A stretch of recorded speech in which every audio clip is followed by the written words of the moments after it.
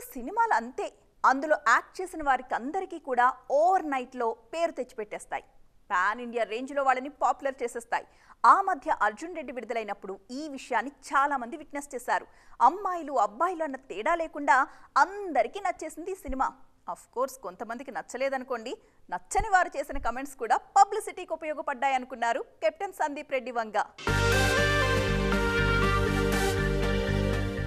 Arjun Reddy Viduthalai 7 ఏళ్లయిందనేది news.